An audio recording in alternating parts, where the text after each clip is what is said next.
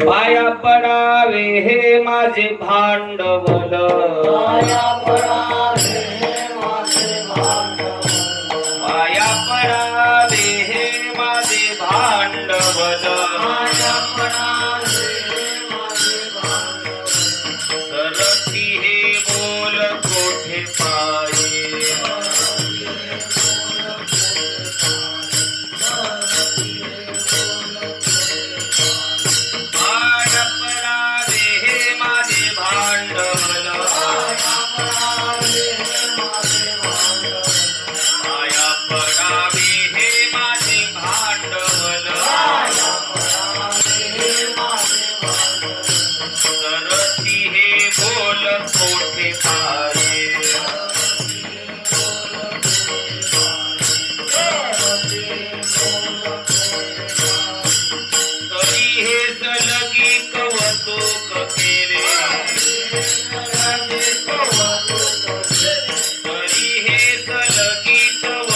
केले लढीवाळ धाकुले असे बाळ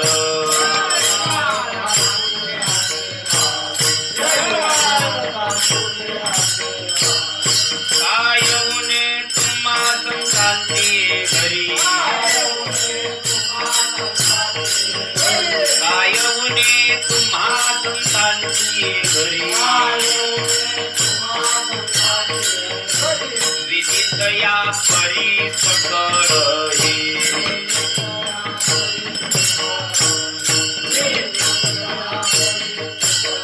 तरी हे सनगी कवतुक केले तरी हे सनगी कवतुक केले लढीवाळ धाकुले असे बाळ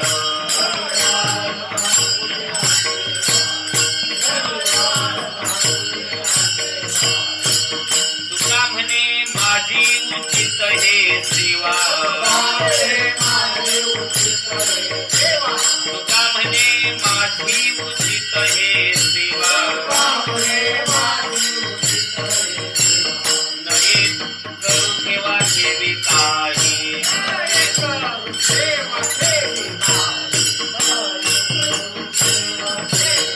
तरी हे सनगी कवतुक केले तरी हे सनगी कवतुक केले लढीवाळ धाकुले असे बाळ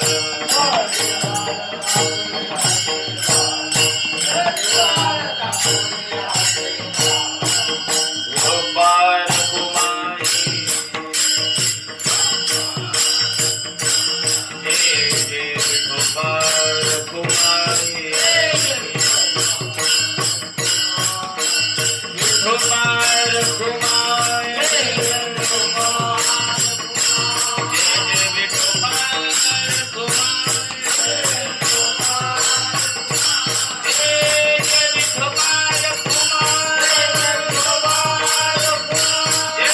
जय विठोबाळ कुमारी विठोबाळ कुमारी जय जय विठोबाळ कुमारी जय जय विठोबाळ कुमारी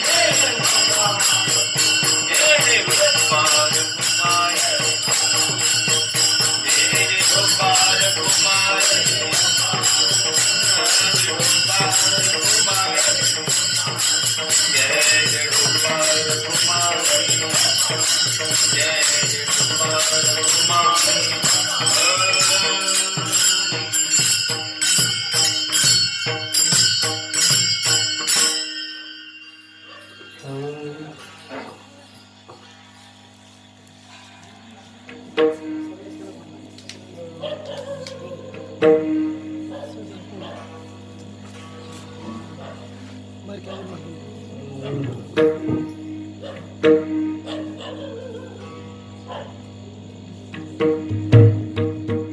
पाया पडावे पाया पडावे पाया पडावे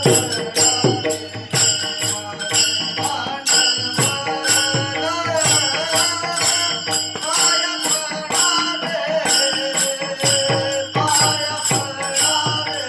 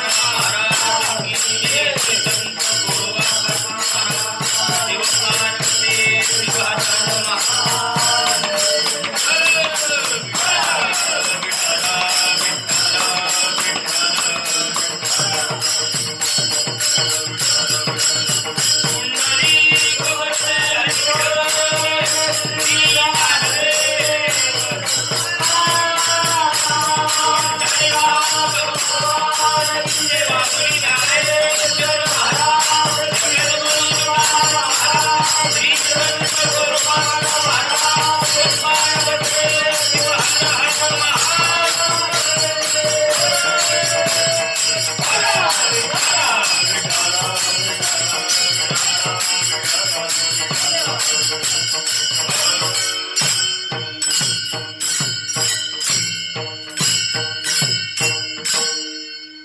पडावे हे माझे भांडवल, पाया पडावे हे माझे भांडवल, सरती हे बोल कोठे पायी, तरी हे सलगी कौतुक केले, गडीवाळ धाकुले असे बाळ. आवाजही नाही बघा बॉक्स, कायच रिटर्न आवाजही नाही. काय उन्हे तुम्हा संतांची घरी, विदितया परी सकळही, तरी हे सलगी कौतुक केले, लढीवाळ धाकुले असे बाळ. तुका म्हणे माझी उचित हे सेवा, नये करू ठेवा ठेवी काही, तरी हे सलगी कौतुक केले, लढीवाळ धाकुले असे बाळ. पांडुरंगा करू प्रथम नमन,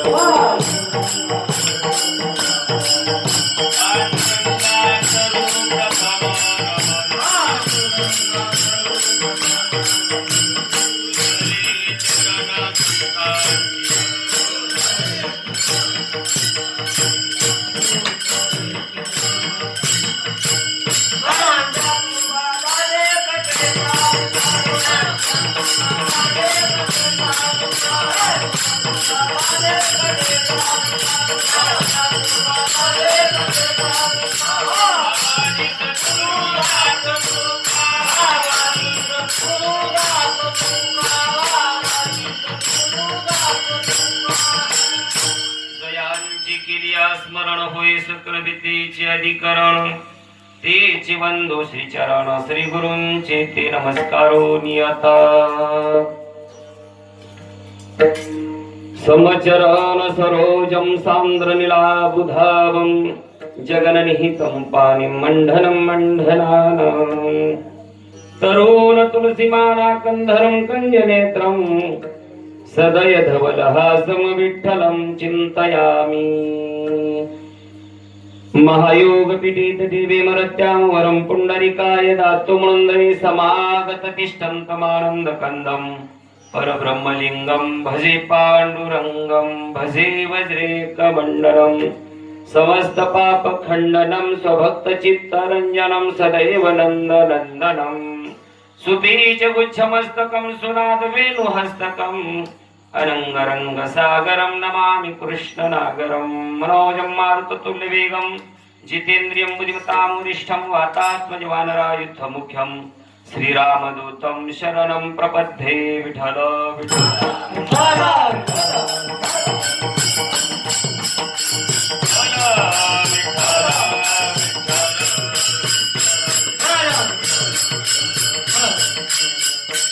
नमो ज्ञानेश्वरा, नमो ज्ञानेश्वरा, नमो ज्ञानेश्वरा, नमो ज्ञानेश्वरा, नमो ज्ञानेश्वरा, नमो ज्ञानेश्वरा.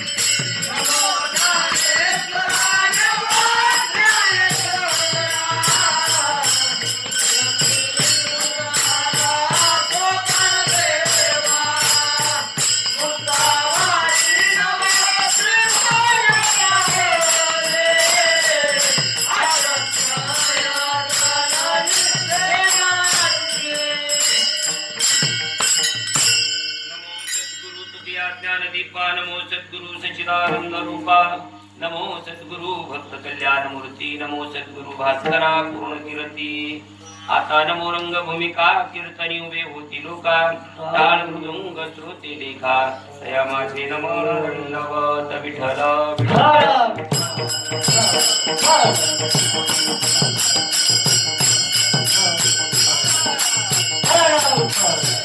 हरी कवरल्या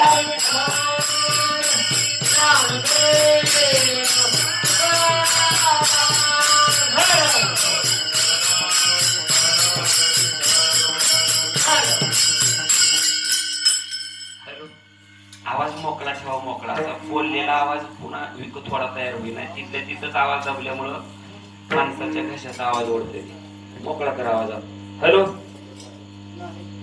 प्रस्तुत प्राप्त प्रसंगी सेवेकरिता निवडलेला अभंग देहूचे सुप्रसिद्ध साधू वैराग्याचे महान मेरू महान भगवत भक्त संत सम्राट विश्ववंदनीय महाराष्ट्र भूषण जगमान्य जगदवंदनीय जगद्गुरु श्री संत तुकोबाराय यांचा अखिल विश्वाला पावन करणाऱ्या चंद्रभागा मातेप्रमाणे असणाऱ्या अभंग गाठ्यामधील 4092 अभंगापैकी 1146 क्रमांकाचा चार चरणाचा संतांविषयी कसं आणि किती नम्र असावं हा विषय प्रतिपादित करणारा अभंग आहे विठ्ठल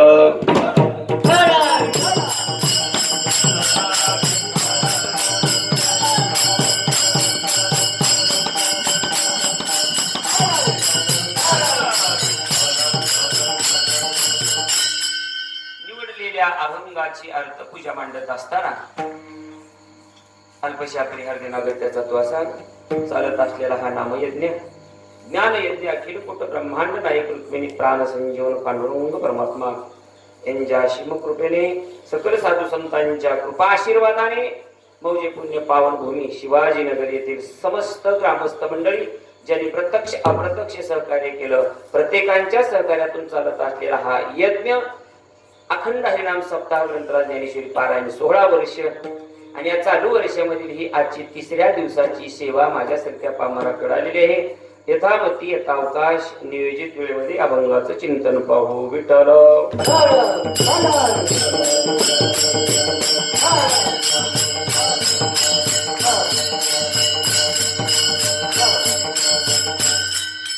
उपस्थित सर्व श्रोतृवर्ग गायनाचार्य मृदंगाचार्य हार्मोनियम वादक विनेकरी टाळकरी माळकरी बिगर माळकरी उपस्थित सर्वच असणारे सर्वांच्या चरणावरती सगळ्यांचे नाम उल्लेख न करता नळोबऱ्यांच्या प्रमाणामध्ये सगळ्यांनाच होऊन सगळ्यांच्याच पायावर नतमस्तक हो मस्तक माझे पायावरी या वारकरी तुमच्या सगळ्यांच्या पायावर नतमस्तक होतो शेवेला सुरुवात करू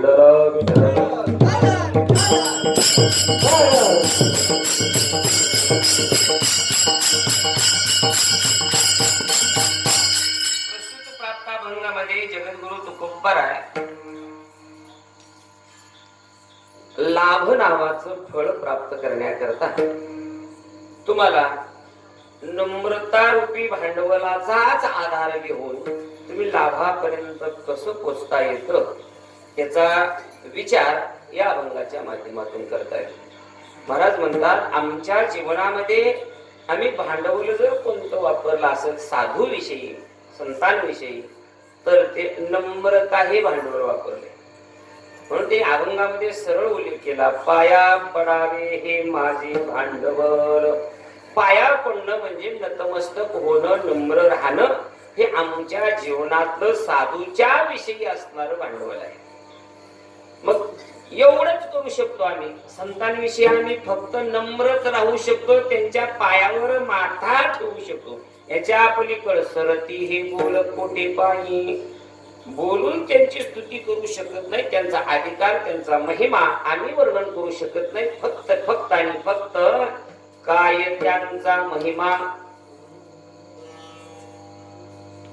वर्णू वारंवार आणि हरिभक्त थोर भूमंडळी किंवा काय वाणू आता न पुरे ही वाणी आणि मस्तक चरणी ठेवी तसे माझी वाणी अपुरी आहे फक्त माथा ठेवू शकतो तेवढं भांडवल आमच्याकडे आहे मग काही जण म्हणजे महाराज तुमचा अधिकार किती मोठा आणि तुम्ही संतांविषयी नम्र राहताय, तुमच्या अधिकाराचा जर विचार केला तर तुम्ही ह्यांच्या समोर नतमस्तक व्हावं, पाया पडावं हे उचित वाटत नाही.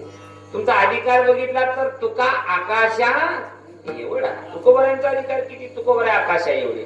मग आकाशा एवढ्या माणसानं नम्रता धारण केलं. तुकाराम महाराज म्हणतात म्हणूनच तरी हे सलगी कौतुक केले, सलगी केली सलगी, गडीवाळपणा धारण केला, गडीवाळ दाखवले असे बाळ. कारण तुम्हा संतांच्या घरी काय कमी आहे, आम्ही काय वर्णन करावं, काय सांगावं तुमच्याबद्दल, काय मुली तुम्हा संतांची घरी विदित या परी सगळे सगळ्यांना माहित आहे, सर्वश्रुत आहे, तुम्हा घरी काही कमी नाही. म्हणून माझी फक्त एवढीच विनंती आहे, तुका म्हणे माझी उचित हे सेवा. कोणची सेवा? पाया पडावे हे भांडवल, ही माझी उचित सेवा आहे. अन्न करू ठेवा ठेवी काही, तर मला इकडे इतर इतर तर कुठं मला ठेवा ठेवी माझी करू नका, तुमच्या पायाजवळच ठावा असू द्या, पाया पडणं हेच माझं भांडवल आहे, असा सरळ सरळ अभंगाचा भावार्थ आहे.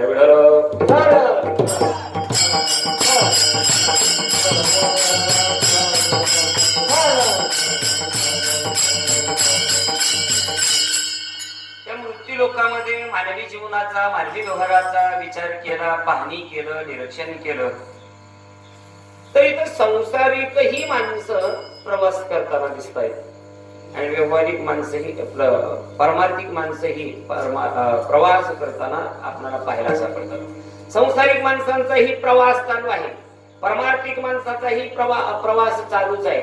जन्माला आल्यापासून ते मरेपर्यंत, मृत्यूदशेपर्यंत प्रत्येक जो तो प्रवास करतोय, जो तो इथं प्रवासी, जो तो प्रवासी आहे.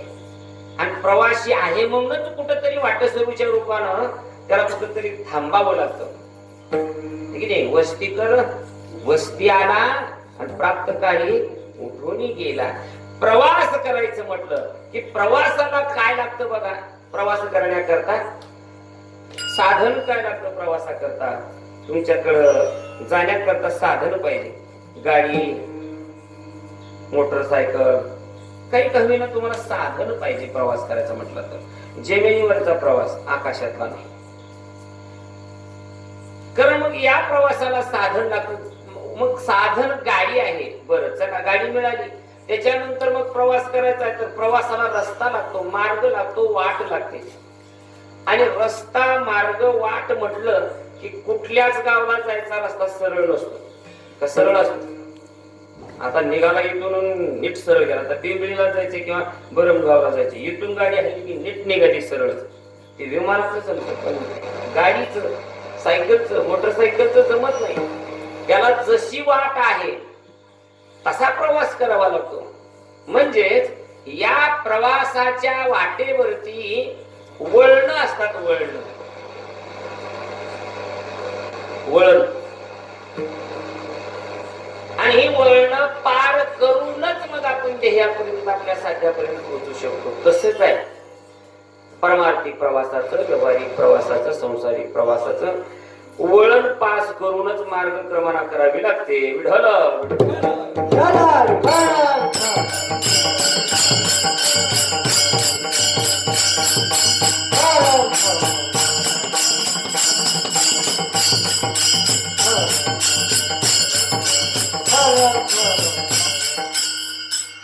काय व्हायला, वातावरणच तयार होईना बघा. जीव काय पकवाचा मेळ लागणार, का शिक्षणाचा लागणार, का माझाच मला लागणार, मलाच कळायला. महाराज म्हणतात मृत्यू लोकाच्या ठिकाणी आपल्याला प्रवास करायचा आहे, प्रवासाच्या ठिकाणी मार्ग आहे, मार्गाला वळण आहे. मग या मार्गाला कोणती वळण आहे? व्यवहारिक प्रवास असो अथवा परमार्थिक प्रवास असो, दोन्ही प्रवासाचं वर्णन करायचं. या दोन्ही प्रवासाला 3 प्रकारची वळण आहेत आणि ही 3 वळण पार करूनच आपल्याला तिथपर्यंत पोहोचता येईल. 3 प्रकारची. रस्त्याला अनेक वळण असतील, पण आपल्याला हा व्यवहारातला परमार्थाचा प्रवास बघायचा आहे. या वाटेवरच्या प्रवासाला प्रत्येकाच्या मार्गावर 3 प्रकारची वळण आहेत. वळण पार करूनच मग रस्ता पुढे क्रमणा करावी लागते. कोणकोणती वळण आहेत? पहिलं वळण सांगितलं जे अभंगामध्ये आहे, जे अभंगाचं दारू रूपान आहे. पहिलं वळण आहे भांडवलाचं, दुसरं वळण आहे उद्योगाचं, तिसरं वळण आपला मुद्दा, आपला विषय अभंगातला भांडवल असल्यामुळं आपण उलट येऊ तिसऱ्या वळणाकडून येऊ. आपण तिकडून यायलोय समजू. इकडून जाताना भांडवल पहिलं वळण लागलं तर तिकडून येताना लाभ पहिलं वळण लागलं. आपण तिकडून मार्गक्रमणा करू उलटी. लाभ ह्या वळणापासून येऊ. लाभ तिकडल्या रस्त्याने येतोय म्हणजे पहिलं वळण पास करावं लागतं लाभाच. लाभ. आता लाभाच्या संदर्भामध्ये विचार करीत असताना इथं प्रत्येक व्यक्ती लाभाशिवाय काही काम करत नाही बघा. लाभ असेल तरच प्रवृत्त होतो. महाराजांचं एक प्रमाण आहे बघा गोड. धनाचा कृपणा लोभ जैसा, धनाचा कृपणा लोभ जैसा,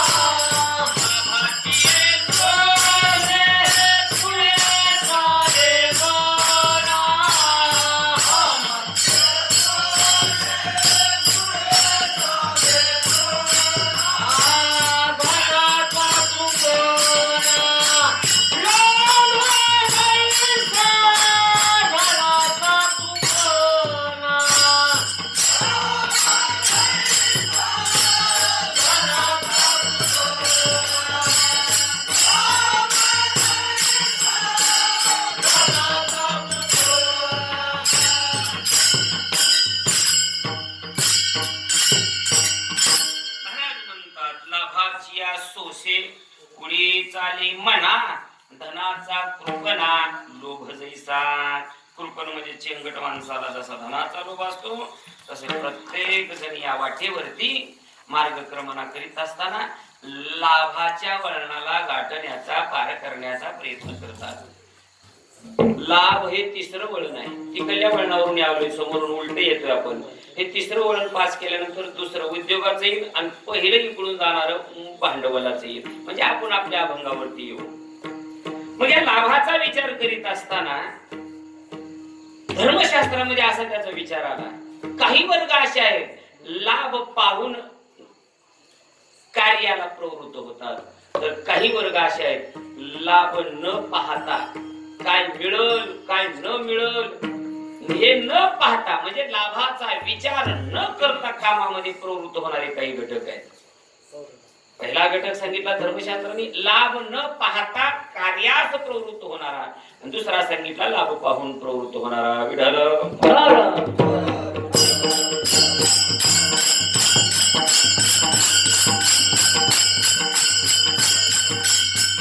लाभ न पाहता कामामध्ये प्रवृत्त होणारा.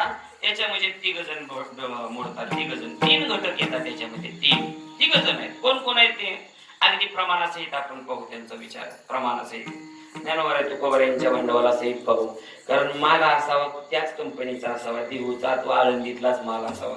ऑर्डिनरी कंपनीचा माल जास्त दिवस टिकत नाही. म्हणून या कंपनीच्या मालाच्या आधारे आपण काय करू अभंगाचं चिंतन बघायचं आहे. पहिला मी मुद्दा मांडला मार्ग लाभ न पाहता कामामध्ये कार्यामध्ये प्रवृत्त होणारे घटक कोणकोणते आहेत. तीन घटक आहेत. पहिल्या घटकाचं नाव सांगितलं जगद्गुरु तुकोबा यांनी प्रमाण दिले त्या गाथ्यामध्ये. पहिला घटक सांगतात कोंबडा, दुसरा घटक सांगतात विंचू आणि तिसरा घटक सांगतात आई, जन्म दिलेली आई. पहिले दोन नकारात्मक आहेत आणि तिसरा घटक आहे तो सकारात्मक आहे. आई सुद्धा लाभाचा विचार न करता कामामध्ये प्रवृत्त होते. कशी होती आपण बघू तिथवर गेल्यानंतर. पहिला घटक सांगितला कोंबडा. कोंबडा इकडे कोण कोंबडे पाळणारे असतील तर ते बिचारे काय करतात सकाळी कोंबड्या पाळणारे सकाळ सकाळी ते डालग म्हणा खुराडा म्हणा काय करते उघडते. उघडलं की मग मधून असा कळपच निघतो. तांडाच्या तांडाच बाहेर पडतो. निघत बाहेर कोण कोण येतं मग कोंबडा येतो, कोंबड्या येतात आणि पिलावळ येते. मग ती येते ती उकिरड्यावर उखंड्यावर. कशाला उखरायला. आणि मग उकरायचं. कशामुळं? उकिरड्यावर शेण टाकलेलं असतं आणि जनावरांनी गुराढोरांनी ते चिपाड धाड काय वैरण खाताना ते धान्याचे कण पोटात गेलेले असतात आणि ते न पचल्यामुळे शेणावाटे काही तशी चाललेले असतात. हे कोणाला माहित असतं? कोंबड्याला माहित असतं. आणि म्हणून तो कोंबडा त्या उकरड्यावर जातो आणि उकरायला सुरुवात करतो. पिलं उकरीत नाहीत बघा. मग कोंबडा उकरतो, उकरायला जास्त काम करतो उकरण्याचं कोंबडाच. कोंबडी उकरते पण थोडंफार उकरते आणि जमते.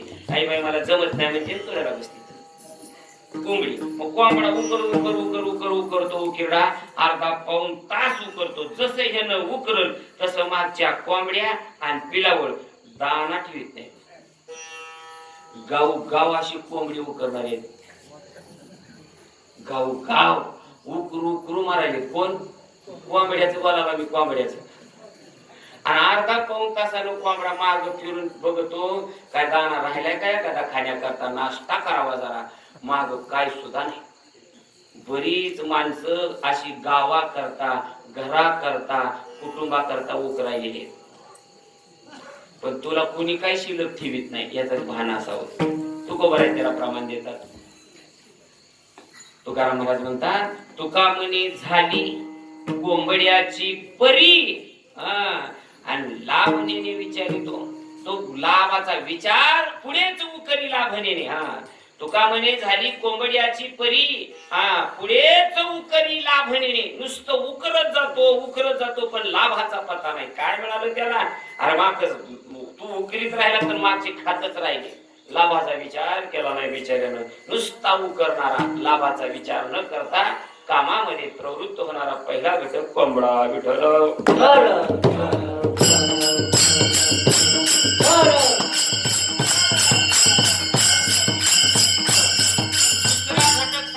धर्मशास्त्रकारांनी विंचू सुद्धा लाभाशिवाय कामामध्ये प्रवृत्त होतो. विंचू काय गरज आहे त्याला नांगी मिरवायची? असतच विष किती त्याच्या नांगीमध्ये. पण ते नांगी वर काढूनच चाललेलं असतं सारखं. त्या नांगीचं ओझ उगतच वाहिलेलं असतं. खाली खरडत येऊ द्यावी. काय गरज आहे याविषयी ताईट नांगी करायची? पण नांगी ताईट करणारे विंचू आहेत. नांगीमध्ये विष थोडंच असतं. आता माझा एक छोटा प्रश्न आहे. ही नांगी तैट केल्यावर काय फजिती होते? ही अहंकाराची नांगी आहे. विषयाची विंचोबाची विषयाची नांगी आहे. तशी माणसं अहंकार रूपी नांगी काढून गावोगाव तैट हिंडायली. पण ऐका, तुमच्या घरामध्ये एकाच टायमाला तुम्ही जेवायला बसलेत, दरवाजाच्या कडेला बसलेत थोडस, आणि एकाच टायमाला दोन हे जीव निघाले. कोणकोणते? एक निघालं झुरळ आणि एक निघाला विंचू. आता मला सांगा, तुम्ही पटकन उठून पायतान कोणाला हाणचाल? झुरळ निघाला नाही का तुमच्या घरात? पण झुरळाला का मारलं नाही तुम्ही? कारण झुरळाचा काही त्रासच नाही ना. काहीतरी ते नंबर म्हणजे ते काही कुठं कोणात मिरवत नाही. माझा असा आहे बाबा, माझं नांगी तैट करीत नाही झुरळ. पण ही नांगी तैट करून आलेला विंचू असल्यामुळं घरमालक काय करतो? खेटर घेतो आणि पहिला टपका विंचवाच्या नांगीवर घेतो आणि विंचू चोराडा करतो. विंचू मेला कशामुळे? नांगी तैट केल्यामुळे विंचू मेला. आणि झुरळ वाचलं कशामुळं? नांगी न काढल्यामुळं. म्हणून नम्र राहायला शिकायचं. तुकोबारायांच्या आजच्या अभंगामधला विषयच आहे. जो नम्र राहील त्याला किती फायदा आहे आणि जो ताट राहील त्याचा तोटा काय आहे हेच शिकायचं आपल्याला. विठ्ठल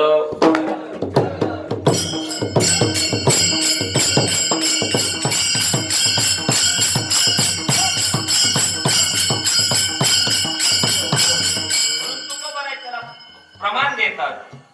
विंचू लाभावीण, विंचू लाभावीण, विंचू लाभावीण, विंचू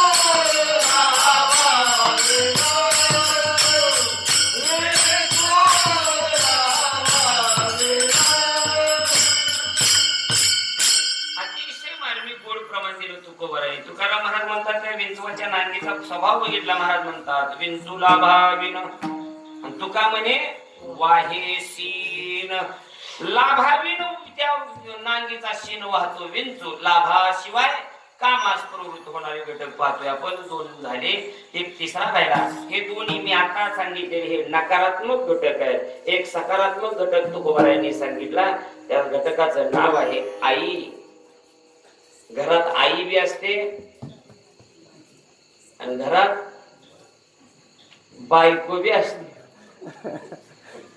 घरामध्ये आई असते बायकोही असते पण दोघीच्या प्रेमात फरक आहे लेकरू मुलगा जर काही कामानिमित्त जिल्ह्याच्या ठिकाणी तालुक्याच्या ठिकाणी जावं त्याला सकाळी जाताना फक्त चहा पिऊन जावा आणि त्याला यायला उशीर व्हावा 7:30 ला बायको म्हणते म्हणजे याची बायको म्हणजे त्या सासूची सून याची आईची सून म्हणजे ज्याच्या आईला म्हणते आत्या बोल ग सून बाई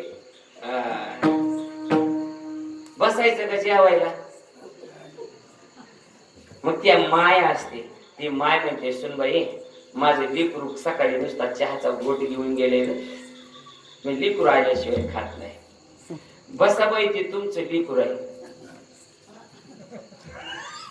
अशी म्हणणारी कोण असते बायको बायको प्रेम दुगीच्या मधलं प्रेम सांगायलोय आणि मग ती बिचारी अशी दामटी ते डबल कोयत करून गाडी भरते रट्टाळून बघा गोधडी घेऊन खालवर घालून पांढरी 4ला घोरत पडते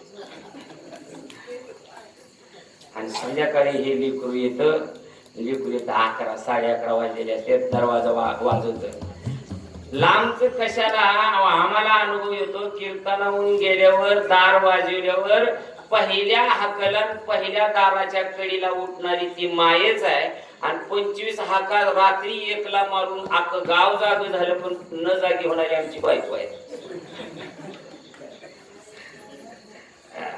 पहिल्याच कडीला उठते त्या लेकरू आलं काय की पहिलं काय विचारित नाही माया लेकरा कामावून आला तर लगेच गाडीत बसून कीर्तनाला गेला जेवलास का इथं कुणी उपाशी मरू देत नाही इथं कोणत्या त्यात 16 प्रकारचं अन्न पंचपक्वान्नाचं रोज जेवण करतोय आम्ही रोज जेवण रोज बसतो ते रोज जिलेबी श्री बालाजीचा बेत खातोय आम्ही श्री बालाजी म्हणजे काय ऐकलेलं नसतं शब्दच ऐकलाय ना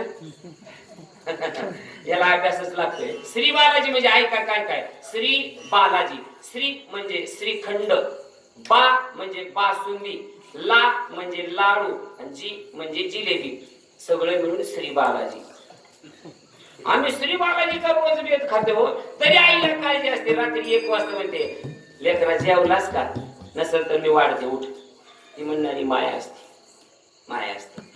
आणि मग हे लेकरू येतं 11 11:30ला कडी वाजवत आई उठते आणि आई म्हणते बाळा जेवला नाही सकाळपासून तुला घेऊन जा म्हणलं होतं 15-2 भाकरी असाव्या नेला नाही काय कसं न्यावं कुठं बांधून न्यावं जिल्ह्याच्या ठिकाणी काम होतं जमिनीचं काम होतं थोडस जाऊ दे झालं एखादा दिवस झाला म्हणजे काय चल बरं आधी मग माई म्हणते चल आधी जेवून घे पण बाया बिले हुशार कलियुगातला बाया मग बाया म्हणतो आई जेवायला वाढते म्हणते आई चल जीव म्हणते तरी बायाचा जीव कोणावर बाया म्हणतो तिनं जीवली का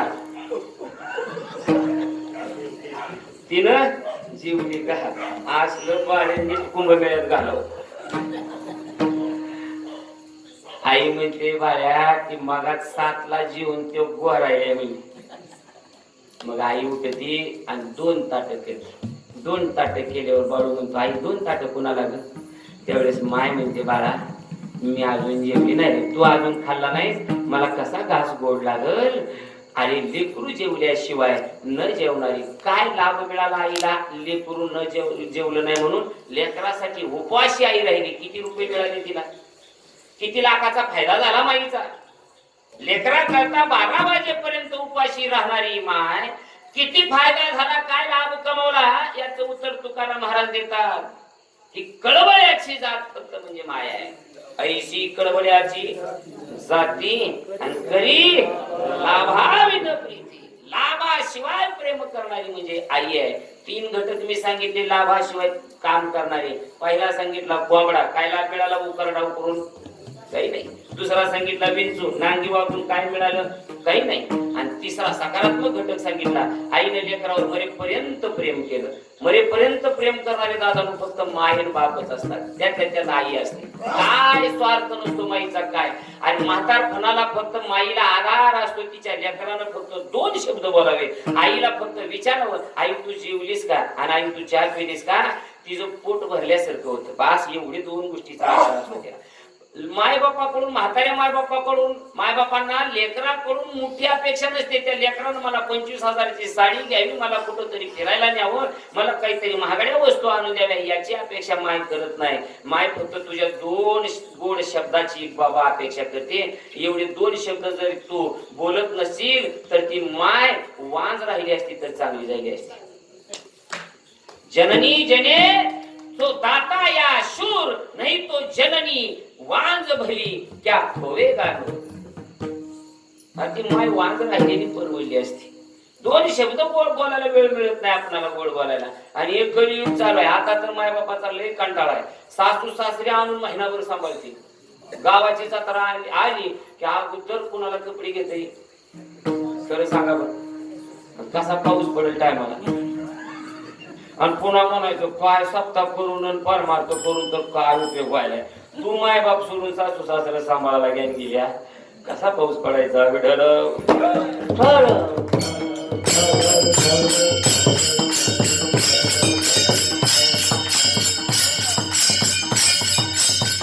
सकारात्मक दृष्टांत दिला आईचा, माईचा. आईशी कळवल्या, आईशी कळवळ्याची जाती, आईशी कळवळ्याची जाती, आईशी कळवळ्याची जाती, आईशी कळवळ्याची जाती. आपल्या वाणीला किती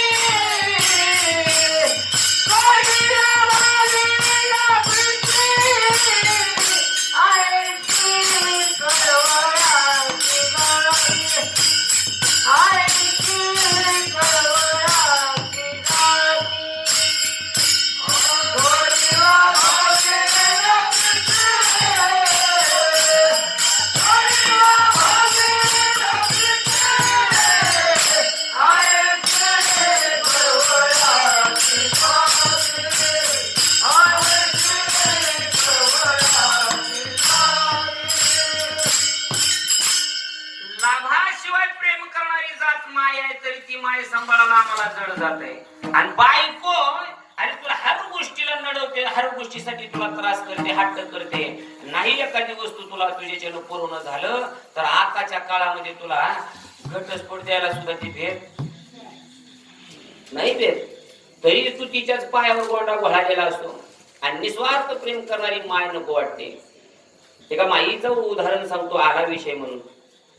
एक जणाची आई एका डोळ्यानं आंधळी होती, एका डोळ्यानं आंधळी. एक डोळा गेलता तिचा. आणि ती लेकरू शाळेत गेलं. लहानाचं मोठं आईनं रोजगार करून शाळा शिकवली. आणि 12वीला अख्ख्या जिल्ह्यात 1 नंबर आला याचा लेकराचा, माईच्या आंधळ्या माईच्या लेकराचा 1 नंबर. आणि मग त्याचा लेकराचा सत्कार होता शाळेत. जिल्हाधिकारी, मोठमोठाले अधिकारी त्यांच्या हाताने सत्कार होता. आणि मग माईला वाटलं माझं लेकरू एवढं नाव लौकिक झालं आणि माझ्या लेकराचा 16 सत्कार होताना मला देवाने 2 डोळे तर ठेवले नाहीत, पण आहे त्या एका डोळ्याने तरी माझ्या लेकराचं कौतुक बघावं. कोणत्या आईला वाटत नाही. आईला फक्त लेकराचं कौतुकच पाहावं वाटतं, बाकी काय तिला बघायची गरज नाही. आणि मग त्या आईच्या मनामध्ये तळमळ लागली माझ्या लेकराचं कौतुक बघावं. पण ही लेकरू किती शहाणं बघा. ती लेकरू म्हणलं आई तू शाळेत येऊ नको. ते म्हणले का रे बाळ्या? सगळी मला पहिलीपासून चिडवते त्या कैनीचं पोरग, आंधळीचं पोरग म्हणून तिथं तू आली. तुला जर चिडवलं तर पुन्हा मला अजून अवघड वाटेल म्हणून तू यायचं नाही. आई म्हणजे बरं बाळ्या तुला अवघड वाटत असेल मी कशाला येऊ. पण मायच ती, माईला दमच निघेना.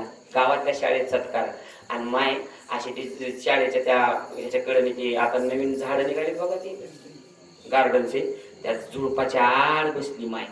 स्टेजवर याचा लेकराचा सत्कार चालू आणि त्या शिक्षकाने सांगितलं बाळू तुझ्या घरी कोण राहतं? कोणी नाही, माझी आई आहे.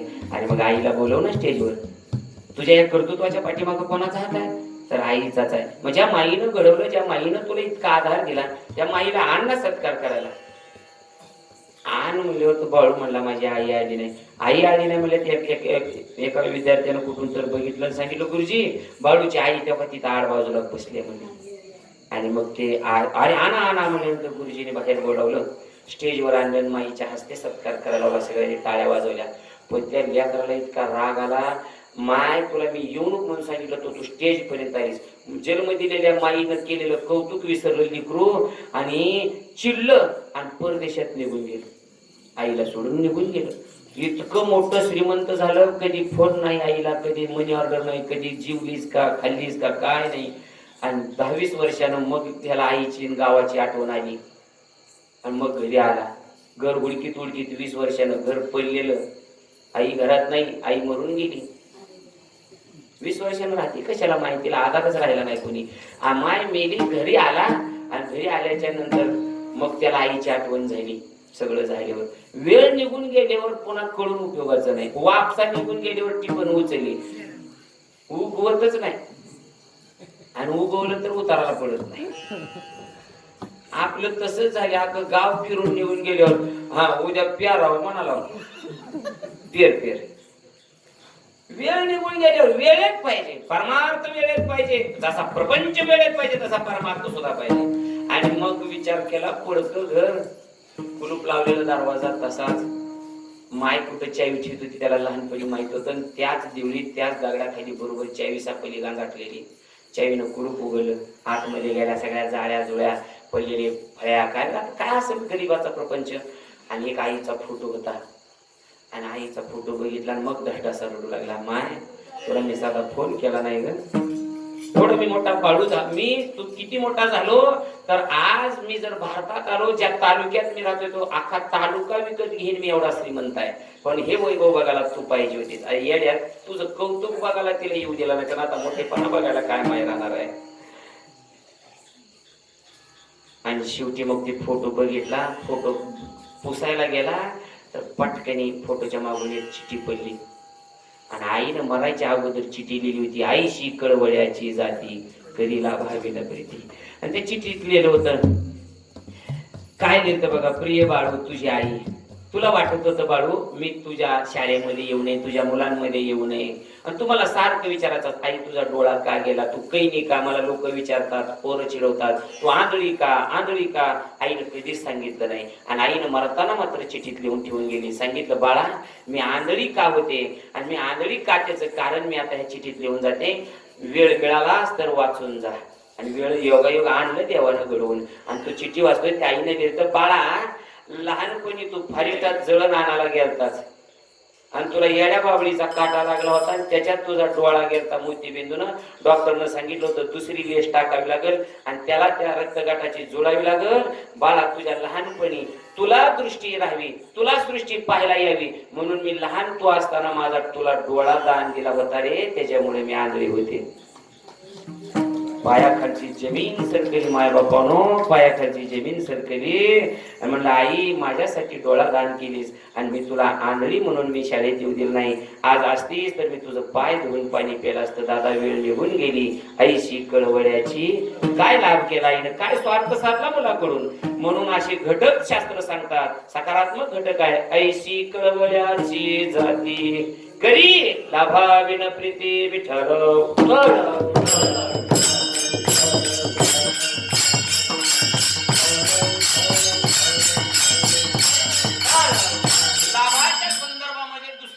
बघायचे आता 3 घटक बघितले. लाभ नसताना काम करणारे, आता लाभाशिवाय काम न करणारे, काहीतरी कळणार लाभ असेल तर डोकं लावणारे.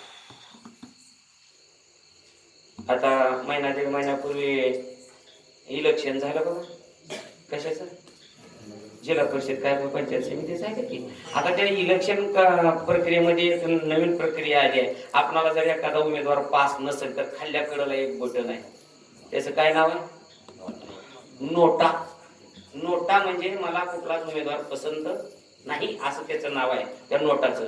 मग एक म्हातारी त्या नोटाचं बटन दाबून बाहेर आहे आणि आल्या कार्यकर्त्याने विचारू, कार्यकर्ता केला अजय केलीच मतदान, हो कुठलं बटन दाबलीस?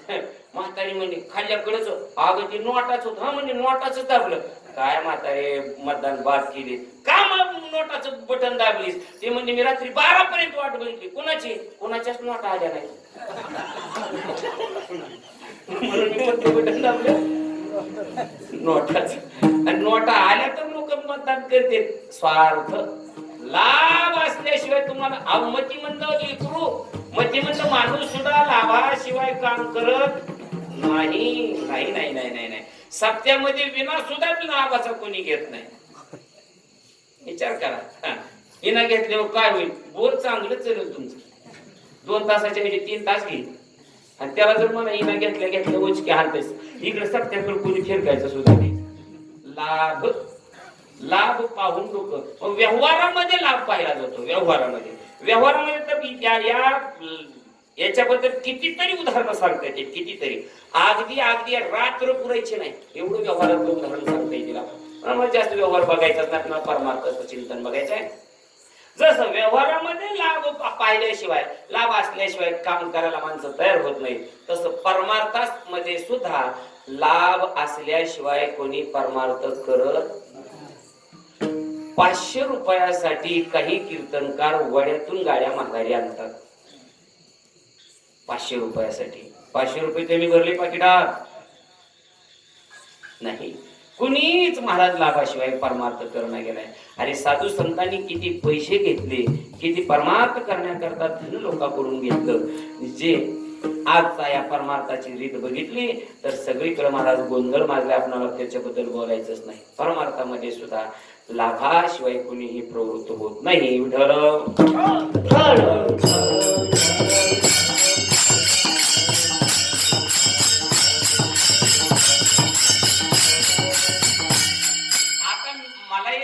विषय निघालाच म्हणून मी बोलतो. लाभाशिवाय जरी परमार्थ करणारे नाही भेटले तरी अलीकडं समाजाला अशाच परमार्थिकाची गरज भासू लागली आणि अशाच परमार्थिकाची आवड निर्माण झाली.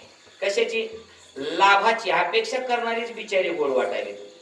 जे निस्वार्थ सेवा करणारे, तुमच्या सहमकुशीनं सहमतीनं देणारे, त्याच्यामध्ये गपचिप जाणारे ते पटत नाहीत. गावचा सप्ताह म्हणल्यावर मोठे महाराज आणले पाहिजे. मोठे महाराज. मी मागे एका कीर्तनात सांगितलं आपल्याच परिसरातला एक माणूस आहे, बोलू नये पण आलं विषयाला पण राहत नाही. एक आपल्याच गाव नाही सांगत, मी नाव बी नाही सांगत, उगं नको राहायचं आपल्याला परिसरामध्ये. आमच्या घरी येऊन त्यानं माझी लायकी काढली. चहा पाजला. आम्ही घरी आलो. मी नव्हतो, शेताकडे गेलतो, घरच्यांनी चहा केला. परत आलो. जय म्हणजे विषय निघाला सत्याचा. असं तसं आमच्या गावात घ्यावं म्हणाला. तुम्हाला पण काय करावं, लोक असंच म्हणत तसंच म्हणत. पण तुमचं काय नसतंय, तुम्ही आपली बिचारे आपल्या परिसरामध्ये पाळलेली महाराज आहोत तुम्ही, दादा महाराज. मला पुन्हा कळालं महाराजाचा प्रकार एक आहे पाळल्याला. आतापर्यंत मी कुत्रं पाळलेलं बघितलं, मांजर पाळलेलं बघितला, बैल पाळलेला बघितला, पण पाळलेला महाराज त्यानं म्हणल्यावरच मला. आणि मग 6 महिने विचार केला. म्हणल्यावर राग आला मला थोडा. आमच्याच घरचा चहा पेले मलाच पाळलेलं म्हणाले, राग आला. 6 महिन्याने मी विचार केला आणि मला खरंच त्याचं बोलणं योग्य वाटलं. खरंच आम्ही पाळलेले आहोत. कसं काय? वर्ष सरा कोणी मेलेलं दिसाचं या या या या या या या या या या एवढं कीर्तन करून जावा. महाराज नाही आला, हॅलो या या या या या आणि सप्ताहाला हाड. तुझं काय काम आहे? पाहिलेली महाराज. माझा मुद्दा लक्षात घ्या. लाभ असलेल्याला माणसं भाळायला लागले, लोभी असणाऱ्याला. आम्ही फक्त सेवा अभिलाष आहोत. आमच्या वाढ वडिलापासून आम्ही सेवाच करीत आहोत. तुम्ही तेल तेवढं द्या, न द्या, नारळ द्या, आमच्या आप्पा महाराजापासून आम्ही सेवा करत चाललोय. पण ते जरी तुम्हाला वाटत नसेल, आम्ही सेवाच्या अपेक्षा, आम्हाला तुम्ही 25,000 पाकिट भरावं, आम्हाला लय मानावं, लय मानधन द्यावं या अपेक्षेचं नाही. परमार्थामध्ये सुद्धा लोभी माणसं झालेत. लोभी परमार्थ लाभाशिवाय कोणी करत नाही. हा माझा मुद्दा आहे. पहिलं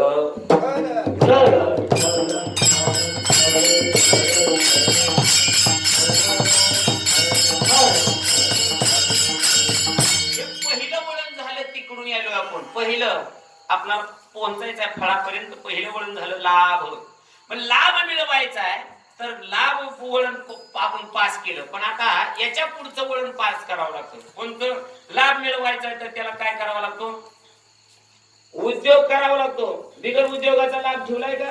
बिगर कष्टाचं पदरात काय पडणार आहे का? सांगा बोला. देरे हरी पलंगावरी शक्यच नाही. कर्म करावं लागतं, कष्ट करावं लागतं, श्रम करावं लागतं, तर पदरात काहीतरी लाभ पडल.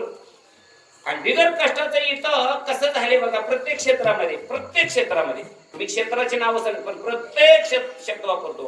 प्रत्येक क्षेत्रामध्ये असं झाले, कष्ट नको पण फळ मिळालं पाहिजे.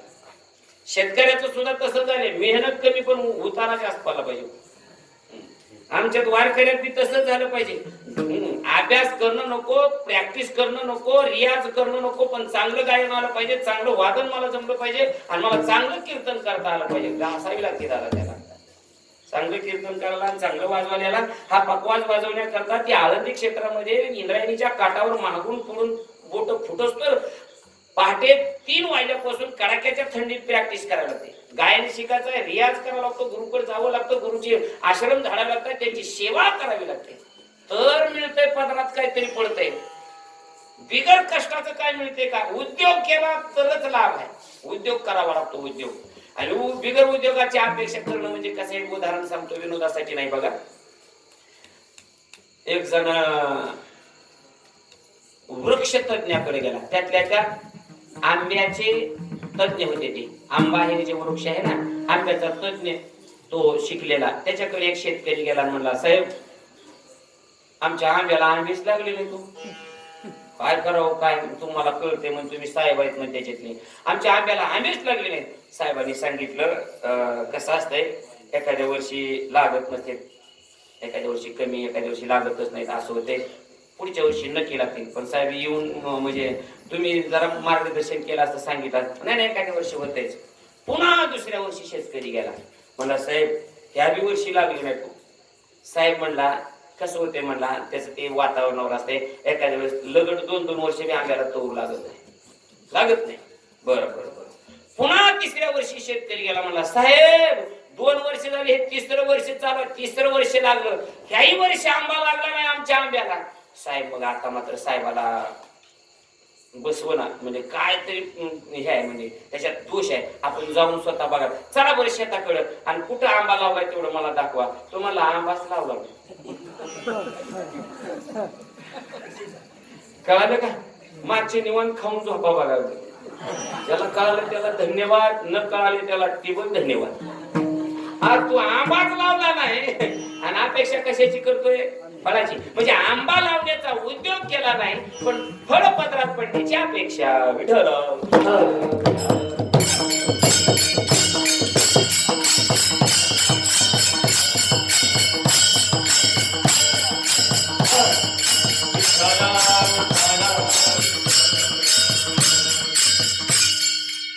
कष्ट पाहिजे, श्रम पाहिजे, म्हणजे उद्योग केला पाहिजे. जगामध्ये आता काही नामवंत लोक आहेत, त्यांनी उद्योग केलाय महाराज. आता मोठ्या मोठ्या लोकांचे, उद्योगपतींची नावं येतात. टाटा, बिर्ला, अंबानी, काय असतील ही, या लोकांनी सुरुवातीला कष्ट खाल्ले, त्यावेळेस ते आता त्या पोचलाय. माणसं फक्त काय करतात? तुलना करायला बघतात, त्यांचं काय ना आमचं काय. तू कुठंच, आपण कष्टच करत नाही, एकाची तुलना करायची काय उपयोगाचं आहे? मी लग्नाच्या अगोदर मी पुण्याला कामाला होतो. प्रवीण मसाला नावाची कंपनी, तुम्ही ऐकलं असाल प्रवीण मसाला. त्या मसाल्याच्या कंपनीमध्ये होतो. त्या मसाला कंपनीचा मालक चोरडिया म्हणून होते. चोरडिया मारवाडी माणूस होता. त्यांनी सुरुवातीला काय केलं, पुण्यासारख्या शहरामध्ये उकळामध्ये मिरच्या कांडायच्या, तिखट बनवायचं. काळं तिखट, पिवळं तिखट, म्हणजे पिवळी चटणी आपल्या गावाकडचा इसूर म्हणतात, आपण खेडेगावमध्ये तिकडं मसाला म्हणते, ते भाजीचा मसाला. हे 2च प्रकारचे, एक पिवळी ती चटणी आणि एक काळी चटणी. हे घरी कुटायची पत्नीनं, आणि त्यांनी सायकलला त्या बॅगा अडकवायच्या आणि मोठमोठ्या सोसायटीमध्ये ती मिरची विकायची. इतकं कष्ट खाल्लं सायकलवर. आज त्यांच्या महाराष्ट्रामध्ये कमीत कमी 8-10 कंपन्या असतील. करोडो रुपयाचं टर्नओव्हर दिवसाला आहे. पण हे सुरुवातीला सायकलवर चटणी विकलेलं माणसं कष्ट बघत नाहीत. लोकांचा असा आहे, तुमचं फक्त वैभव दिसतोय, तुमचा बंगला दिसतोय, तुमच्या अंगावरचे कपडे दागिने, तुमच्या खिशातल्या लोकांना पैसा दिसतोय, पण तो पैसा कमवताना त्यानं केलेलं कष्ट लोकांना दिसत नाही. तुमचं काय बाबा म्हणते ती सरळच बोलून जाते ती लोक, पण त्यानं काय कष्ट केले त्याला माहिती नाही. बर कष्ट असावं बघा, कमवण्यामाग, त्या पैशामाग, पैसा हा कष्टाचा असावा. तुमच्या खिशामध्ये पैशाचा खळखळाट जरूर असावा, पण त्या खळखळाटामाग कोणाचा तळतळाट नसावा. तुमचं कष्ट असलं की तळतळाट लागत नाही, नंतर मुंड्या मुरगाळून कमवलेला पैसा कामाला येत नाही, अनितीने मिळवलेलं धन कामाला येत नाही. आता ते मला पुढे सांगायचा विषय आताच निघाला, कारण 7 गोष्टी शास्त्रानं सांगितल्या त्या मिळण्याकरता काय काय करावं लागतं, त्याच्यात एक धन आहे. पुढच्या आता विषयाला आलं, पुढं वेळ मिळवणे मिळत आता सांगतो. अनितीनं मिळवलेलं धन पचनी पडत नाही, ते पचतच नाही. 2 नंबरनं कमवलेला पैसा सुरुवातीला बरं वाटतो, तो त्याला वाटतं गावात समाजात माझ्यासारखं कोणी नाही, लोकांना काय कळतंय मी काय करून पैसा कमवतोय. तुला जरी तू अशी दिशाभूल समाजाची करत असेल तर तो जगाचा बाप डोळे उघडे ठेवून केले कर्म झाले त्याची भोगा आले, उपजले मी आयुष्य किती ते तुला भोगल्याशिवाय गत्यंतर नाही. कोरोनाचा काळ लय दिवस झाला नाही, अनितीने मिळवलेला पैसा सांगतो मी. कोरोनाचा काळ एक बलाढ्य श्रीमंत माणूस, थोडस श्वास घ्यायला त्रास व्हायला म्हणून तो डॉक्टर कडे गेला. चांगली 5-50 लाखाची गाडी, अंगावरती सोनं, तसंच बाहेरी कपडे, आणि मग तो डॉक्टर कडे गेला. डॉक्टरनं बघताच, आणि डॉक्टरचं कसं असतं, डॉक्टर बरोबर गिरायकाची परिस्थिती बघून त्याचा रेट असतो.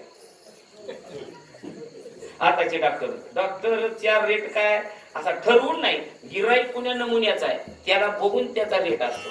म्हणजे डॉक्टरने विचारलं काय होतंय तुम्हाला, तो म्हणला मला सकाळपासून कस तरीच होतो.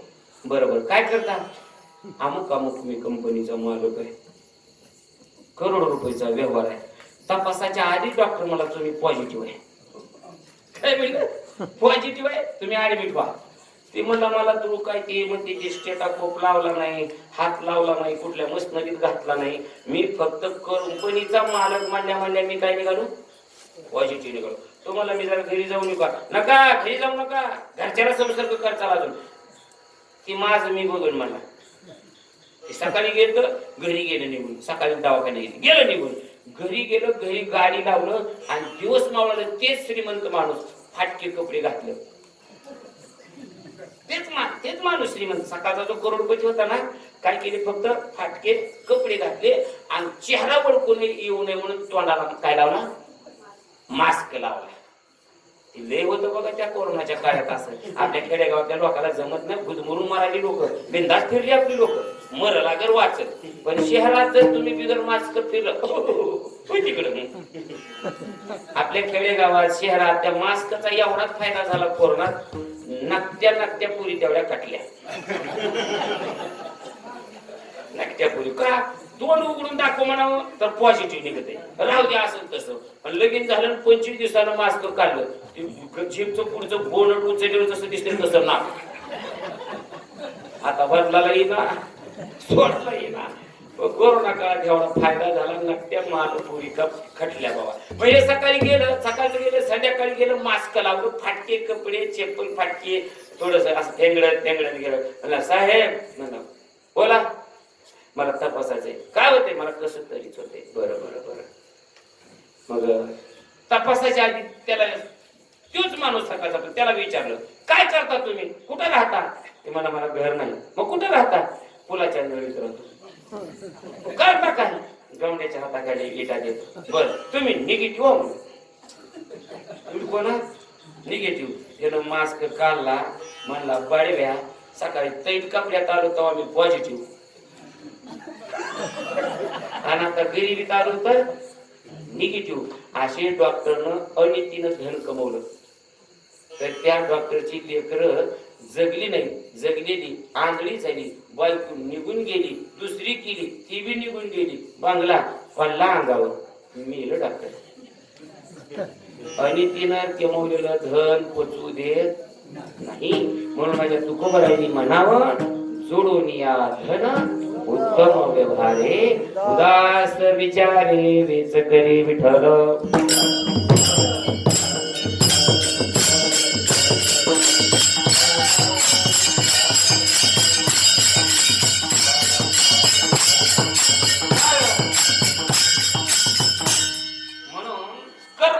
पाहिजे, कष्ट केलं पाहिजे. कष्ट बिगर कष्टाचं काय नाही. आता सासा सुनाचं न जमण्याचं कारण आताच्या कलियुगामध्ये हेच आहे. पहिल्या जुना लोकांनी कष्ट केले हो, ते म्हातारे झाले तरी त्यांना दम निघत नाही, करावं वाटतं. आणि आताच्या सुनांना नको वाटतं, कारण त्यांच्या नावातच अर्थ दडलाय म्हणून त्या दोघीचं जमत नाही. सा सु सु न, सा अधिक सु बरोबर सासू, सु अधिक न बरोबर सून. काय अर्थ आहे मी सांगतोय का? त्याला व्याकरण अभ्यास करावा लागतो, शिकावं लागते. सासू सारख्या सूचना देणारी म्हणून सासू, सून सूचना नको म्हणून भांडण. एक सूचना देते आणि एक नको म्हणते. अशी घरातल्या अनेक नात्याची मी अर्थ सांगेन, पण आता आपला जाऊ दे, मूळ मुळाचा विषय नाही तो. ननंद, ननंदचा काय अर्थ आहे? जी घरातून गेल्याशिवाय अख्ख्या घराला होत नाही आनंद, तिचं नाव ननंद. कधीच एकत्र न राहावा, कधीच एकत्र न राहावा, न कधीच एकत्र न राहावा, त्या जावा जावा. कधीच एकत्र राहत नाही. त्या ती एका कोपऱ्यात बसली की ह्या कोपऱ्यात बसेल. आणि दोन सख्या भावात वितुष्ट निर्माण करणारी. जाऊ द्या, ते नात्याचा आपला विषय नाही. विठ्ठल विठ्ठल.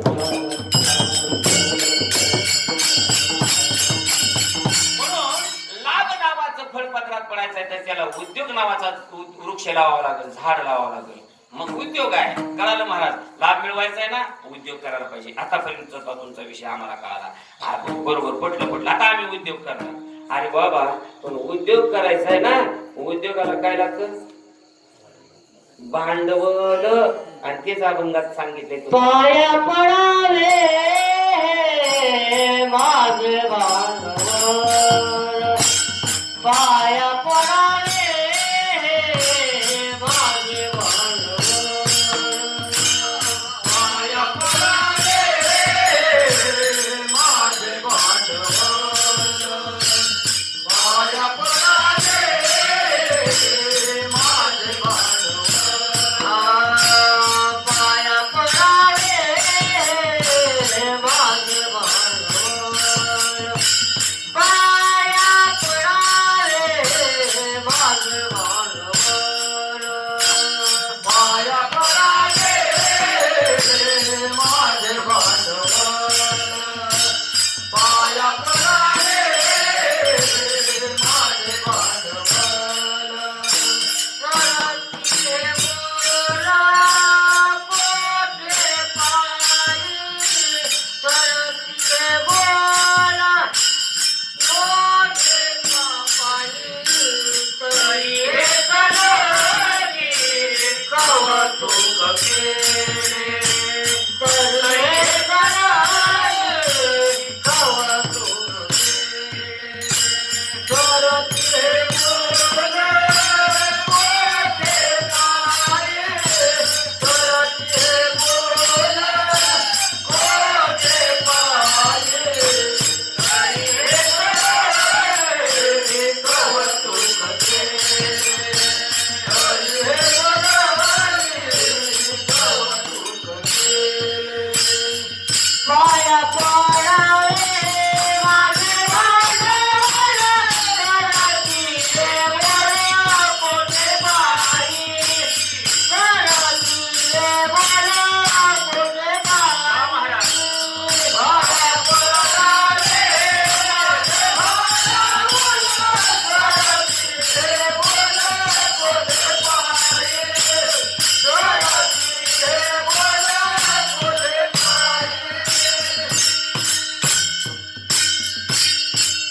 महाराजांनाच अगोदर विचारलं भांडवल आपला दुसरं वाढणारा. उद्योग उद्योग उद्योग केला पाहिजे म्हणतो. मग एक जणांनी विचारलं, महाराज तुम्ही सांगता उद्योग करायला पाहिजे, तुम्ही कोणता उद्योग केला? महाराज म्हणजे लोकांनी काय केलं मला माहित नाही, पण आम्ही एकच उद्योग केला. कोणतं? देवाचं कीर्तन केलं. काय केलं? कीर्तन केलं. कोणी काही करो आचरणे, आणि मध्ये या कीर्तने बिन नाही. मग तुम्ही कीर्तन केलं, मग कीर्तनाचा लाभ काय झाला हे विचारलं तुकाराम महाराजांनी कीर्तनाचा लाभ सांगितला. तुका म्हणे करी कीर्तन पसारा आणि लाभ येतो घरा पाहिजे तो. कीर्तन म्हणजे हे उभा राहून कीर्तन करणं हो. नामस कीर्तन साधन परी सोपे. कीर्तनाचे 4 प्रकार आहेत. नामस कीर्तन, नाम घेणं हे कीर्तन जर तुम्ही रात्रंदिवस केलं तर लाभ येतो घरा पाहिजे तो. तुम्हाला पाहिजे तो लाभ येतो, पण तुम्ही नामस्वरूप नामस कीर्तन रूपी नाम असणार घेतलं पाहिजे, तो उद्योग केला पाहिजे. म्हणून आणि हा उद्योग करण्याकरता भांडवल पाहिजे. भांडवल आता बघा, भांडवलामध्ये सुद्धा 3 प्रकारचे उद्योग सांगतो. त्याला लागणारं भांडवल सांगतो. त्याला व्यक्तिगत भांडवल, तत्वगत भांडवल म्हटलं जातं. शेती करायची, शेती करता शेतीला काय भांडवल लागतं? भांडवल. बिगर भांडवलाची शेती नाहीच. ज्ञानोबांनी ज्ञानेश्वरीमध्ये ओवी दिली. म्हणून ज्ञानेश्वरी वाचा. बाकीचे पुस्तक बाकीचं नाही लेकराला काय शिकवलं नाही, तुम्हाला बी काय आलं नाही, ज्ञानेश्वरी वाचता आली नाही, गाथा वाचता आला, निदान घरामध्ये ज्ञानेश्वरी गाथा ठेवा, रोज दर्शन घ्या. 5 पुस्तक पाया जरी पडलो, पाया पडावे हे माझे भांडवल. त्या ज्ञानेश्वरीच्या गाठ्याच्या जरी पाया पडलो रोज, तरी ती ज्ञानेश्वरी गाथा तुमच्या हाताला धरल्याशिवाय राहणार नाही. आणि एकदा का त्या ज्ञानेश्वरी गाठ्यानं आपल्याला हाताला धरलं की हाताला धरलेल्याचा माता बिघडू देत नाही. आणि हा माता सुधारवायचा असेल तर घरात ज्ञानेश्वरी लागते, गाथा लागतो. लेकराच्या हातात ज्ञानेश्वरी गाथा द्या आताच्या लेकरांच्या. आता काय द्या, गरोदरपणात ते गरोदर माता माऊली टीव्हीच्या पुढचं उठा ना. पाण्यात बसलेली म्हैस आणि टीव्हीच्या पुढे बसलेली मावशी उठणं अवघड आहे. कलियुगामध्ये अवघड आहे. म्हणून शेती करायच्या भांडवल काय लागतं? ज्ञानोबांची ओवी आहे का? भूमी बीज नांगरू या भांडवलाचा आधारू घेवोनी लाभ अपारू मिळविणे जमी. ज्ञानोबा सांगतात काय लागतं शेतीला भांडवल? पहिलं भूमी, शेती करायची ना जमीन लागते आणि ती स्वतःची लागते. वाट्याने केलेली वाट्यातच जाते, काटा निघाल्याशिवाय. शेती पद्धत आपली पाहिजे स्वतःची. भूमी, बीज म्हणजे बी चांगल्या प्रतीचं पाहिजे, डुप्लिकेट नको. काही कंपन्यांनी फसवलं शेतकऱ्यांना. बी चांगलं पाहिजे. चांगलं बी असं तर चांगल्या पद्धतीची उगवण शक्ती होईल. बीज आणि नांगरू, या नांगरू या शब्दावरून एकच घ्यायचं, शेतीच्या मशागती करता लागणारी अवजार पाहिजे तर शेती होते. या शेतीला भांडवल आहे. आणि दुसरी गोष्ट शेतीला भांडवल, या अवजाराबरोबर मनुष्य रूपाचं भांडवल पाहिजे. आताच्या कलियुगामध्ये तर ज्याचं स्वतःच मनुष्य रूपाचं भांडवल आहे त्याची शेती आहे. नाही तर रोजंदारीवर बाहेरचे रोजगारी आणून जर शेती करायचं म्हटलं तर काय फजिती व्हायला तुम्हीच बघायला. ते सकाळी त्याला जर रोजानं सांगायला जायला, येता काय सोयाबीन काढायला, हजरी काय देत आहे? 400 रुपये. 700 रुपये आहे का? किती वाजता येणार? 11ला येणार. सगळ्यांना माहिती आहे मी तो विस्तार वाढवत नाही. म्हणजे स्वतःच मनुष्य रूपाचं भांडवल सुद्धा स्वतःच पाहिजे तर आताच्या काळातली शेती आहे. हे या भांडवलाचा आधार, या भांडवलाचा आधार घेऊन शेती केली जाते. बर, दुसरी गोष्ट स्वयंपाक करायचा आहे माता माऊल्यांना. या माता माऊल्यांना स्वयंपाक करताना सुद्धा भांडवल लागतं. काय भांडवल लागतं बघा? उदक अग्नी धान्य झाल्या घरी पाक, एका विले एक कामाने. तुकाराम महाराज म्हणतात पाणी, अग्नी आणि धान्य एकत्र पाहिजे. स्वयंपाक करायचा आणि पाण्याचा पत्ता नाही. मालक कालवा करायला लागले, गोंधळ करायला लागले, एवढं लवकर. पत्नीने सांगितलं आधी हांडा घ्या पाणी आणा. पाण्याचा पत्ता नाही म्हणजे करा स्वयंपाक. बर, पाणी आहे, अग्नी आहे, धान्यच नाही. काय झालं स्वयंपाकाला? अहो घरात दाणा नाही, तुम्ही स्वयंपाक करा म्हणाला लागले. बर, पाणी आहे, धान्य आहे, घरामध्ये अग्नी नाही म्हणजे गॅसच संपलाय. स्वयंपाक कर, गॅस संपलाय 3 दिवस जावा लाईन लागा, पण पहिला गॅस आणा. अग्नी लागतो त्याला. त्या तिन्हीच एकत्रित हे भांडवल पाहिजे तर स्वयंपाक आहे. 2 भांडवल उद्योग सांगितले तुम्हाला. आता तिसरा उद्योग माऊली ज्ञानोबरायांनी. काय ज्ञानोबरायांची प्रतिभा शक्ती असेल बघा. तुम्हाला शिकार करायची आहे, शिकार. तुम्हाला म्हणजे आपल्या वारकऱ्याला नको. एखादा पारधी आहे, एखादा शिकारी आहे, त्या शिकाऱ्याला शिकार करायला जायचंय, तर त्या शिकाऱ्याला काय काय भांडवल असावं 750 वर्षापूर्वी ज्ञानोबा यांनी ज्ञानेश्वरीत लिहून ठेवले शिकाऱ्याचं भांडवल. म्हणून ज्ञानोबा आहे. काय लागतं भांडवल? आता इथे कीर्तनाला बसलेली बी काय सगळेच मालकरी आहेत काय असं नसतंय. काही जण सत्ता संपल्यावर बी जाते तिकडे फारिस्टाकडे आपल्या इथले सोडून. कोणाला शिकार करायची असेल भांडवल आहे का? भांडवल पोती,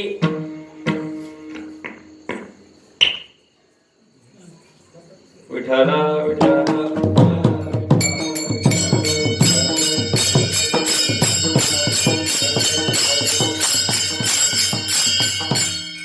पाशिके, पोती, वाघुरा, सुनी, ससाने, चिकाटी, खोचरा घेऊन निगती डोंगरा पारधी जैसे. ज्ञानोबरांची उभे पाशिके, पोती, वाघुरा, सुनी, ससाने, चिकाटी, खोचरा घेऊन निगती डोंगरा पारधी जैसे. काय काय भांडवल सांगितलं पार त्याला. पहिलं सांगितलं पाशिके, शिकार करायचे ना बाबा. पाशिके म्हणजे तुझ्याकडे जाळं असावं. म्हणलं हाय महाराज. बर, मग तुला शिकार करायचे ना. दुसरं भांडवल सांगितलं पोत पाहिजे. पोत, शिकार सापली आणतोच कशात घालून आणशील घराकडे आणायचं म्हणल्यावर पोत पाहिजे. पोती, वाघुरा, वाघनाक्यासारखं ते शस्त्र पाहिजे. एखादी शिकार अंगावरच आली तर वाघुरा पाहिजे. बर, सुनी, ससाना पाहिजे. हा, तू पारद्याचा पायऱ्याला ससाना वेगळा असतो. सुनी म्हणजे कुत्र, कुत्री पाहिजे पारद्याकडे शिकार करायला. शिकाऱ्याला कुत्र हे भांडवल आहे. आणि पारद्याचं कुत्र, वैदाचं कुत्र लय डेंजर असतं. आपल्या पायाला कुत्री नसतं काही. आपली गावातली कुत्री चोर निघून गेल्यावर मालकाला म्हणते रात्री कोणतं आलं होतं मला वाटलं हो तसं. काय माहित आपण तुमच्या ओळखीचं बारा एकला तुम्ही कीर्तनावून आलेले चाललेले असतात.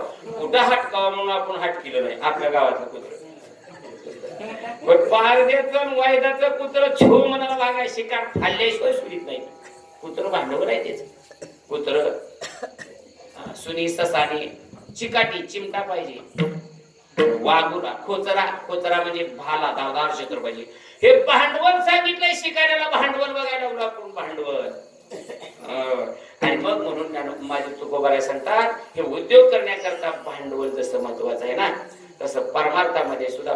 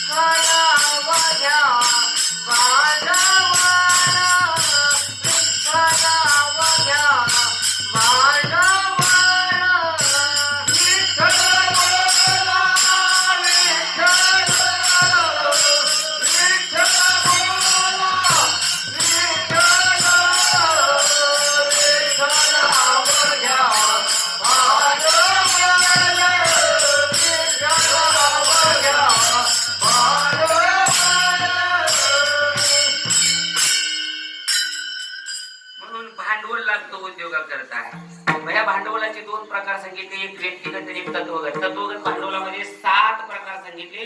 7 प्रकारचा उद्योग करायचा तुम्हाला, प्राप्ती करायची आहे ना, तर त्याला 7 त्याच्याच पद्धतीचं भांडवल तुमच्यापाशी पाहिजे. मग कोणकोणतं बघा. पहिलं सांगितलं ज्ञान. ज्ञान रूपाचा लाभ उद्योग करायचा आहे ना, तर ज्ञानाला भांडवल काय सांगितलं, तर ज्ञानाला सेवा हे भांडवल सांगितलं. ज्ञान प्राप्त करायचं ना, तर तुमच्यापाशी सेवा रूपाचं भांडवल पाहिजे, तरच तुम्हाला ज्ञान मिळेल. त्याला ज्ञानेश्वरीमध्ये प्रमाण आहे. तरी तनु मनु जीवे चरणाशी लागावे, अगर्वता करावे दास्य सकळ. किंवा महाराज म्हणतात बघा, तीर्थ सेवा हा दारवंटा तो स्वाधीन करीला सुभटा उडवणी. सेवा हा दारवंटा आहे म्हणून ज्ञान मिळवायला सेवा रूपाचं भांडवल पाहिजे. बर, कळालं. तुम्हाला मान मिळवायचा आहे. मान मिळवायला भांडवल काय लागतं, तर मान मिळवायला त्याग लागतो. तुमच्या जीवनामध्ये त्याग करण्याची वृत्ती पाहिजे तर मान मिळेल. तुम्ही काहीच त्याग नाही केला तर तुम्हाला मान मिळणार नाही. त्यागावं लागतं काहीतरी. उत्तर प्रदेशाचे मुख्यमंत्री काय नाव आहे त्यांचं, भगवे योगी आदित्यनाथ त्याग करावा लागतो. आपले भारताचे पंतप्रधान पहिले आता कोण आहे? आपला राष्ट्रपती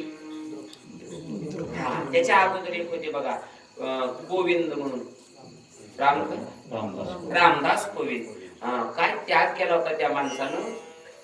काही नको म्हणजे मला राष्ट्रपती पद मिळालं. आपला त्याग नाही, ज्याच्या जीवनात त्याग नाही की काय राष्ट्रपती होईल. आपण त्याग नसेल ना राष्ट्रपती नाही होणार. मग राष्ट्रपती या शब्दातला राष्ट्र काढून टाकायचा, नुसता पती होणार, राष्ट्रपती नाही होणार. त्याग पाहिजे. मान मिळवायचा आहे, त्याग पाहिजे. बर चला, गुण मिळवायचा आहे. गुण मिळवण्याकरता कष्ट पाहिजे, श्रम पाहिजे. त्याच्याशिवाय गुण कला मिळत नाही. मगाशी सांगितलं धन मिळवायचं आहे ना, धनाकरता नीती पाहिजे, नीतीनं कमवलं पाहिजे. बर, आणि धर्म टिकवायचा आहे, धर्म प्राप्त करायचा आहे तर धर्माकरता दक्षता पाहिजे. ज्याच्या जीवनात दक्षता आहे तोच धर्म टिकवू शकतो, धर्म सांभाळू शकतो. काकडा म्हणणं, हरिपाठ म्हणणं, कीर्तनाला येणं, कीर्तन करणं, कीर्तन श्रवण करणं हा धर्म आहे. आणि याच्याकरता दक्ष असलं पाहिजे. गावात एवढा मोठा भव्य सप्ताह चालू आहे आणि एक बी दिवस जर मंदिराकडनं ह्याला 7 दिवस झोपून काढला, काय दक्ष राहिला तो? धर्म टिकवण्याकरता दक्ष पाहिजे. काकडा म्हणायचा, काकडा पाठ करायचा ना तर पाठ 4ला उठलं पाहिजे. पटकन निर्णय करून काकड्याला बसलं पाहिजे आणि काकडा पाठ करायचा आहे. 7 वाजता उठला, झाला काय काकडा, तू झाला तू आकडा, तवा झाला काकडा. 7ला उठल्यावर काकडा राहतोय का? 4ला उठावं लागतंय. आमचे चुलते सौदागर भाऊ सगळ्यांना माहित आहे, पाटोद्याच्या नदीला रात्री 2ला आंघोळ करायचं, पण 4ला पाटोद्यातला काकडा चालूच करायचा. याला काय म्हणायचं? धर्म टिकवायला दक्षता पाहिजे. माणूस सावध असला पाहिजे, सावध जागरूक असली पाहिजे. सगळं झाल्यावर काय उपयोग नाही. धर्म टिकवायचा, दक्षता पाहिजे. राहिले 2 मुद्दे. काय काय राहिले पुढं? काव्य करायचं तुम्हाला. काव्य करण्याकरता स्फूर्ती रूपाचं भांडवल पाहिजे. स्फूर्ती नसेल तर काव्य होत नाही. यमक जुळवायला त्याला स्फूर्ती म्हणतात. ज्ञानोबांचे काय काव्य, काय स्फूर्ती? मनुष्याचा देह 3.5 हाताचा आहे, मुहूर्त 3.5 आहे. म्हणून ज्ञानोबरांनी ज्ञानेश्वरीतल्या ओव्याची निर्मिती सुद्धा अशी केली, प्रत्येक ओवी 3.5 तुकड्याची. काय स्फूर्ती असेल ज्ञानोबरांची. चला, आपले वडील विठ्ठलपंत गृहस्थाश्रमातच संन्यास घेतला आणि निघून गेले.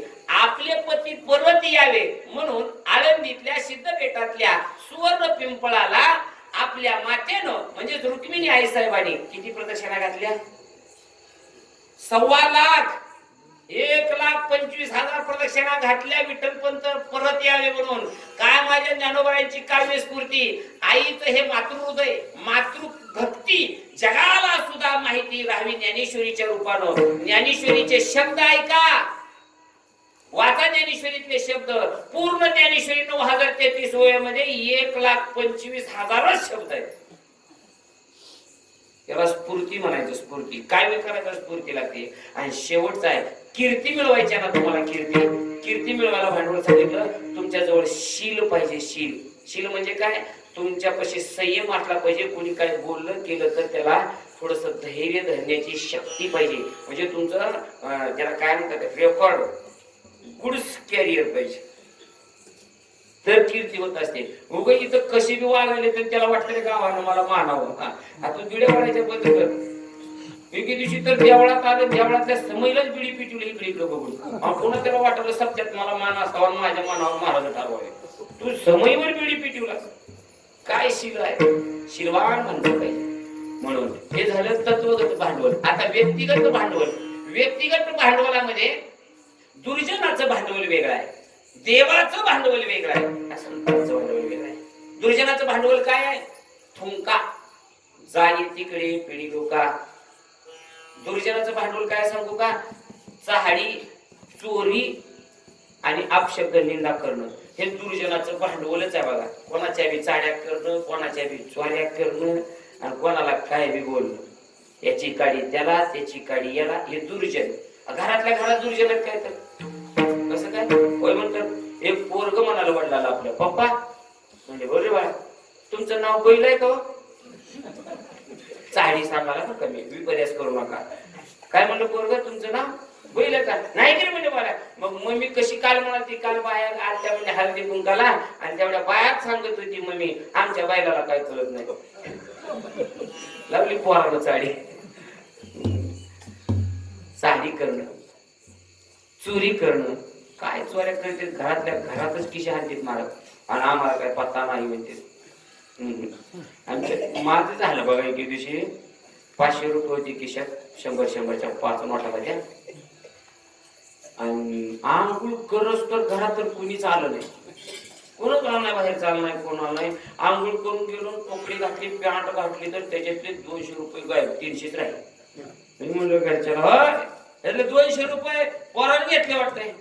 लय पोराचं प्रेम पोरावर. म्हणजे पोराचं कसं काय नाव घेतलं तुम्ही, माझं कसं काय घेतलं नाही.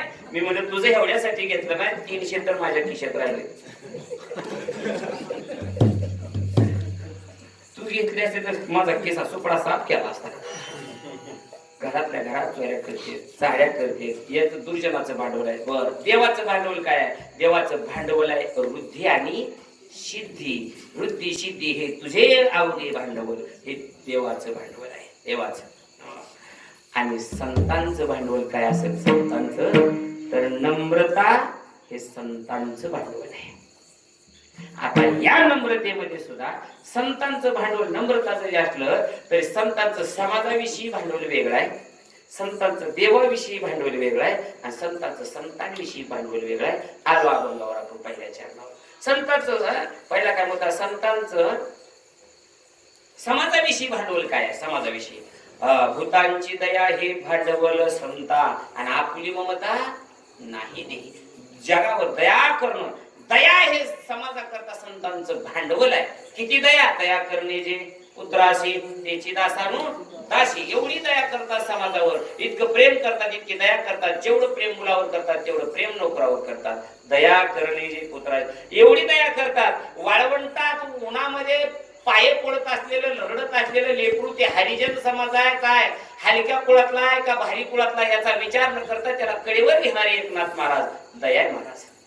दया हे समाजाकरता त्यांचं भांडवल आहे, समाजाकरता. बर, आणि देवा करतात संतांपाशी 4 प्रकारचं भांडवल आहे. मगाच महाराजांनी प्रमाण म्हणलं, त्याच्यात एक भांडवल गेलं आपलं. 4 प्रकारचं कोणकोणतं?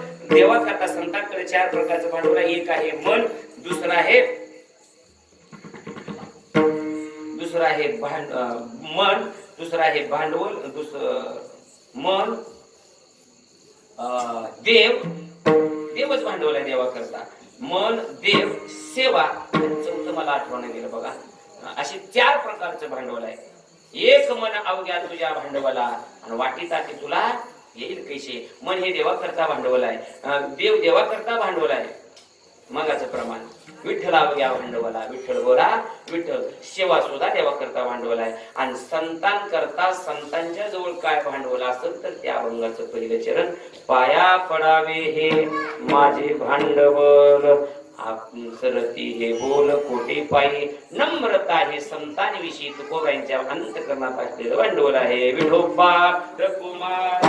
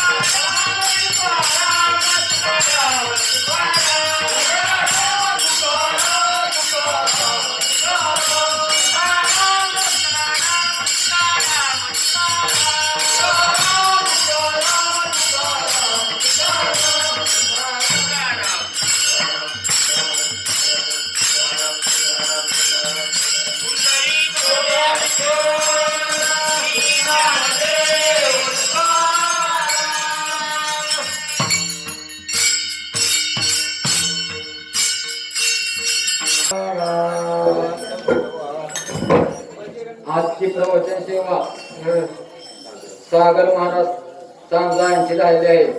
आजचे कीर्तन सेवा संत महाराज पवार ब्रह्मगाव यांची झालेली आहे. आजचा उपहार विठ्ठल गायकवाड